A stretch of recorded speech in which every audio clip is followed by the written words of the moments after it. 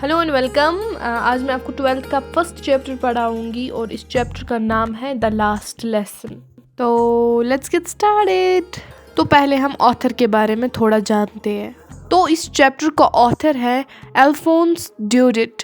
तो अल्फोंस ड्यूडिट जो था वो एक फ्रेंच नॉवलिस्ट था एंड पहले मैं आपको उसकी पोर्ट्रेट दिखाती हूँ। तो ही वॉज बॉर्न इन 13 मई 1840 और इसका इंतकाल हुआ 16 दिसंबर 1898। He was the French novelist and short story writer. और ये जो था ये एक नॉवलिस्ट था और शॉर्ट स्टोरी राइटर भी था। पहले हम देखेंगे नॉवलिस्ट क्या होता है।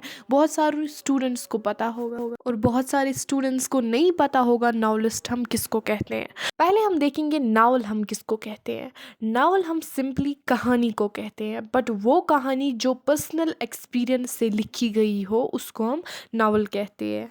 अब नावलिस्ट वही होता है जिसने अपनी पर्सनल एक्सपीरियंस लिखी हुई हो, बताई हो, उसको हम सिंपली नावलिस्ट कहते हैं। एंड शॉर्ट स्टोरी राइटर तो आपको पता ही होगा किसको कहते हैं।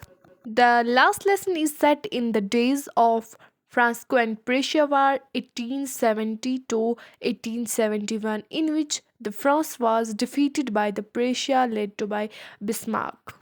तो ये लास्ट लेसन है जब फ्रांस और प्रेशिया का वार हुआ था 1870 टू 1871 में, और उसमें जो फ्रांस जो है वो हार गया और प्रेशिया जीत गया और प्रेशिया को लीड कर रहा था Bismarck. Prussia then consisted of what now are the nations of Germany, Poland and parts of Austria. तो आज के जो Germany, Poland and parts of Austria थे उस वो ये तीनों मिलके थे और इनको बोला जाता था प्रेशिया। In this story, the France districts of Alsace and Lorraine have passed into the Prussian hands. तो एलिस एंड लोरियन जो थे ये दो डिस्ट्रिक्ट्स थे फ्रांस के। तो ये जो फ्रांस के दो डिस्ट्रिक्ट्स हैं ये प्रेशिया ने अपने कब्ज़े में ले लिया। और इस स्टोरी में हम जानेंगे कि क्या इफ़ेक्ट्स पड़े उनके स्कूलों पर या उनकी स्कूल लाइफ पर। तो आइए जानते हैं इस स्टोरी में। I started from the school very late that morning and I was in the great deeds of scolding, especially because Mr. Hamel had said that he would questions on he would question us on participles and I did not know the first word about them. Writer कहते हैं कि मैं उस दिन बहुत late school पहुंचा और मुझे डर था कि मुझे डांट ना पड़ जाए, स्पेशली क्योंकि मिस्टर हैमल जो उसका टीचर था उसने उसको बोला था कि मैं आप सबको क्वेश्चंस करूँगा अबाउट पार्टिसिपल्स पर and I didn't know the first word about the. तो अल्फोंस ड्यूडिट बताते हैं मुझे पार्टिसिपल्स जो थे इसका एक वर्ड भी पता नहीं था। For a moment, I thought of running away and spending the day out of the doors. तो अल्फोंस ड्यूडिट बताते हैं कि मैंने एक पल के लिए सोचा चलो आज स्कूल नहीं जाते हैं आज और आज दिन भर में घूमूंगा। And it was warm and so bright. The birds were creeping at the edges of the woods and in the open field back of the sawmills the Persian soldiers were drilling and it was all much more tempting than the rule of participles. तो जो अल्फोंस ड्यूडिट हैं ये बोलते हैं कि बाहर बहुत मज़ा था।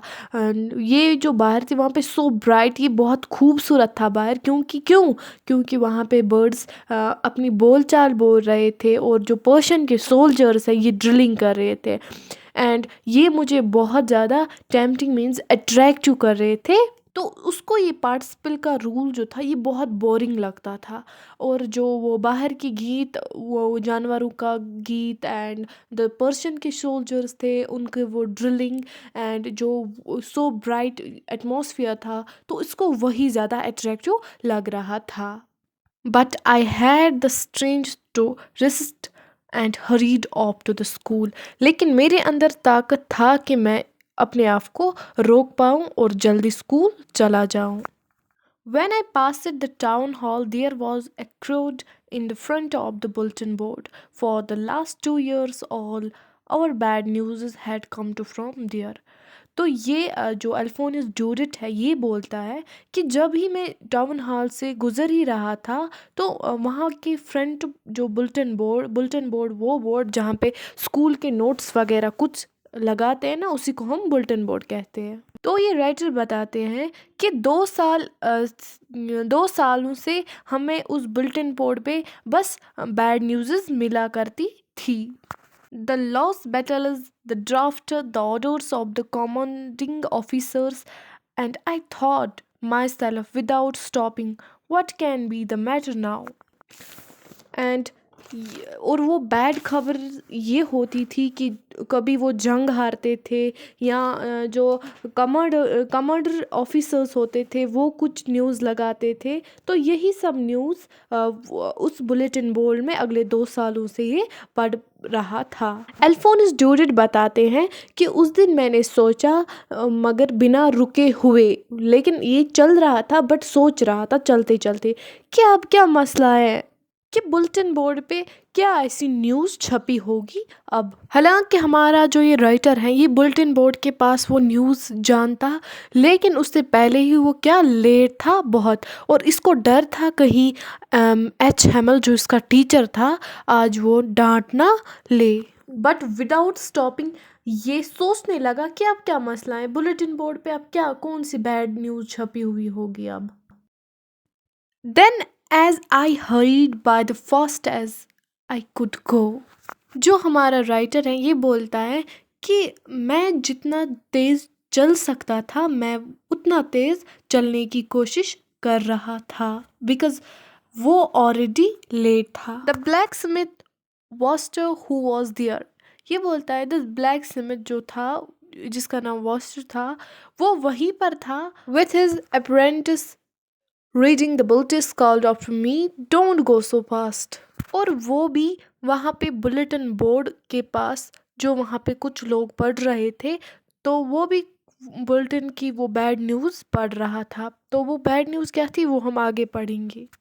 एंड उसने मुझे बुलाया और बोला ज़्यादा तेज चलने की अब ज़रूरत नहीं बेटा, you will get to your school in plenty of time. I thought he was making fun of me and I reached Hamlet's little garden all out of breath। और ये कहने लगा, जो इसका ये वास्टर था ये उसको बोलने लगा, जैसे मैंने आपको पहले ही बोला तेज़ मत चलो, और बोलने लगा कि आप टाइम पे स्कूल पहुँचे हो।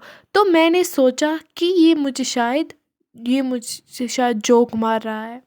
एंड मैं जल्दी जल्दी कहाँ पहुँचा, एम हेल्स के गार्डन में, आउट ऑफ ब्रीथ, मतलब कि बिना वो जब हम थकते हैं ना तो हमारी ब्रीथिंग जो होती है ये बढ़ जाती है, तो ये इसका कहना भी यही था कि मतलब मेरी ब्रीथिंग भी बढ़ गई थी। एंड मैं कहाँ पहुँचा था, एम हेल्स के लिटिल गार्डन में। Usually when school began there was a great bustle which could be heard out of the street।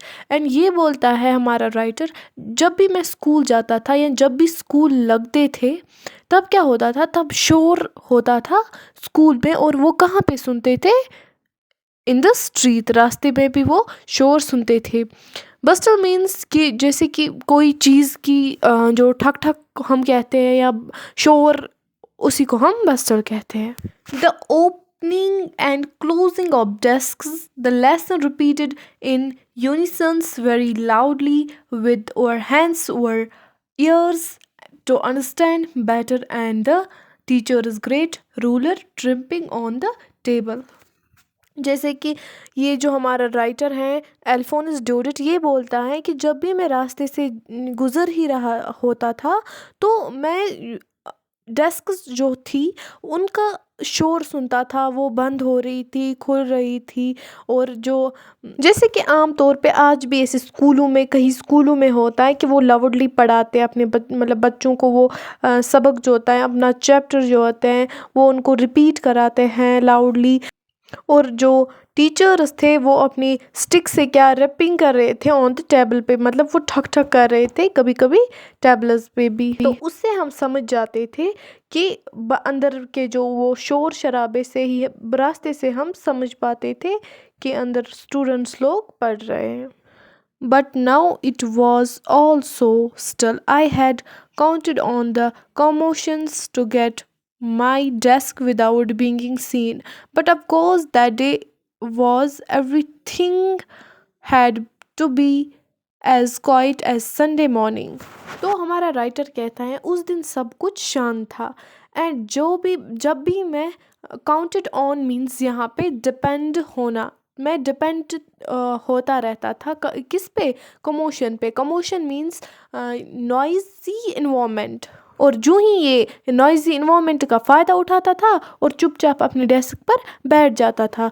लेकिन उस दिन क्या हुआ था, उस दिन सब कुछ शांत लग रहा था, सब कुछ चुपचाप लग रहा था, जैसे संडे की या इतवार की सुबह हुआ करता था। Through the window I saw my classmates already in the places and H. Hamels walking up and down with his treble iron ruler under his arm. तो हमारा राइटर बोलता है तो उस दिन मैंने जब खिड़की से देखा तो सब स्टूडेंट्स लोग अपने अपने डेस्क पे बैठे हुए थे, और जो हमारा जो टीचर था एच हमल्स वो अप एंड डाउन कर रहा था, मतलब खड़े हो रहा था, बैठ रहा था, और अपनी जो आयरन स्टिक थी उसको वो अपनी आर्म में लेकर चल रहा था, मतलब चल क्या रहा था, अप एंड डाउन कर रहा था। I had to open the door and go in the before everybody. You can imagine how I blushed and how frightened I was. तो राइटर बोल रहा है कि आप इमेजिन करो मैं कितना शर्मंद था और मैं कितना डरा हुआ था उस टाइम। आप ज़रा इमेजिन करें जब सब अपने डेस्क पे बैठे हुए थे एंड जब मैं दरवाज़ा ओपन करूँगा तो बिफोर एवरीबडी यू, मतलब उससे पहले कि मैं कितना शर्मंद था आप इमेजिन कर सकते हो। But nothing happened. Hamel saw me and said very kindly, go to your place quickly, little Franz, we are beginning without you. हमारे राइटर बोलते हैं कि हुआ कुछ नहीं। हेमिल्स ने मुझे देखा और बड़े ही प्यार से बोला अपनी जगह पर बैठो लिटिल फ्रांस, हम आपके बिना ही शुरू कर रहे थे। And I jumped over the bench and down at my desk, और मैंने जंप लगाई और अपनी डेस्क पे बैठ गया। Not till then when I had to got a little over the fright didn't I see that the teacher had on the beautiful green coat his frilled. और जैसे ही मैंने जंप लगाई मैं थोड़ा रिलैक्स हुआ तो मैंने देखा टीचर की तरफ, तो टीचर ने क्या पहना था, एक green coat, his frilled means decorated, जैसे कि हम फंक्शंस पे मतलब एक यूनिक क्लोथिंग करके ले जाते हैं, यूनिक ड्रेसिंग करके ले जाते हैं, यूनिक क्लोथ्स होते हैं हमारे, वैसे ही जो इसका ये कोट ग्रीन कोट था ये भी डेकोरेटेड कोट था। Shirt and the little black silk cap all embroidered that I have never wore except on inspections on the prize days. और उसने वो शर्ट भी पहनी थी and a little black silk cap, और स्लिक की cap भी पहनी थी, all embroidered that never wore accepted on inspection and prize day. Embroidered means जहाँ पे जो फ्लावर्स लगे हुए होते हैं ना वही। और मैं ये अक्सर ये टीचर एच हेमल ये क्लोथ्स कहाँ ले जाता था, जब ये लगाता था कहाँ ले जाता था, inspections and prize days. Prize days means कोई फंक्शंस, कोई एनुअल डे होता वगैरह वही। The whole school seemed to strange and slamming, but the thing was surprised to me most was to see on the backbenchers that were always empty, the villagers people sitting quietly like ourselves. और ये हमें बोलता है कि मुझे ये school आज कुछ डिफरेंट लग रहा था, और जो हमारे पीछे के बेंच खाली होते थे वहाँ पे कौन आए थे आज, द विलेजर्स पीपल, और जो गांव के लोग थे वो ही आए थे, और वो क्या थे, स्टिंग क्वाइटली, और चुपचाप बैठे हुए थे। Old Hauser with his three cornered head, the former minor, the former post master and several others beside. और जो वो ओल्ड हाउसर था उसका जो नाम था, तो वो 3 कॉर्नर्ड हैट जो उसने पहनी थी, और फॉर्मर में मायोर मींस मतलब वो अच्छे से आया था, और जो फॉर्मर मास्टर्स थे और कुछ सेवरल लोग जो थे जो उनके बगल में थे, एवरीबॉडी लुक्ड सैड, और सब मुझे मतलब सैड लग रहे थे। And Hauser had brought an old primer thumbed at the edges, and he held it open on his knees, with his greatest spectacles lining across the page, while I was wondering about it all। और इन्होंने एक छोटे बच्चे की जैसे किताब होती है ना, वही प्राइमर मीन्स किताब लाई थी, और उसके जो कोने थे वो मुड़े हुए थे, और वो उसी और अपने जो इसके ऐनक थी उसी की मदद से पेजेस को देख रहे थे। और मैं ऐसा सोच ही रहा था, M. Hamlet mounted his chair, and in his same grave and gentle tone which he और had used M. to Hamlet me। जो था वो अपनी चेयर पे बैठ गया, और वही सैड ट्यून में उसने बोला, my children this is the last lesson. मेरे बच्चों ये आखिरी लेसन है, आई शिल गिव यू, जो मैं आपको दे रहा हूँ। The order has come from Berlin to teach only Germany in the school. तो ब्रिलन से, जो मैंने आपको बोला ऑलवेज कैपिटल है जर्मनी का, तो वहाँ से ऑर्डर आया है कि यहाँ पे ओनली जर्मन पढ़ाई जाएगी, जो कि जर्मनी ने फ्रांस को हार के ये 2 डिस्ट्रिक्ट्स अब से कब्जे में कर लिया। कौन कौन? एलेंस एंड लोरेन, ये आपको याद रखने हैं। The new master comes tomorrow, और जो नया सर जो है या मास्टर है वो आपको कल पढ़ाने वाला आएगा। This is your last French lesson, ये आपका लास्ट जो है फ्रेंच लेसन है। I want you to be very attentive, और मैं आपको ये बहुत गौर से पढ़ाना चाहता हूँ। And dear students, thank you so much. तो इसका जो नेक्स्ट पार्ट बनेगा, मैं पूरे चैप्टर को आज ही कंप्लीट नहीं कर सकती हूँ ड्यू टू सम रीजंस, तो इसका कल जो है सेकेंड पार्ट बनेगा, एंड इंशाल्लाह मुझे लगता है आप सबको ये अच्छे से क्लियर हुआ होगा ये और चैप्टर। जहाँ भी आपको डाउट है आप मुझे कमेंट्स में पूछ सकते हो, और मैं आपको लाजमी जवाब तो देने वाली हूँ। और अपने क्लासरूम्स के साथ ये ज़रूर ये चैप्टर शेयर कीजिए, एंड मैं आपको इंग्लिश का फुल सिलेबस यहाँ पे पढ़ाने वाली हूँ क्लास 12th का। So thank you so much. अल्लाह हाफिज़।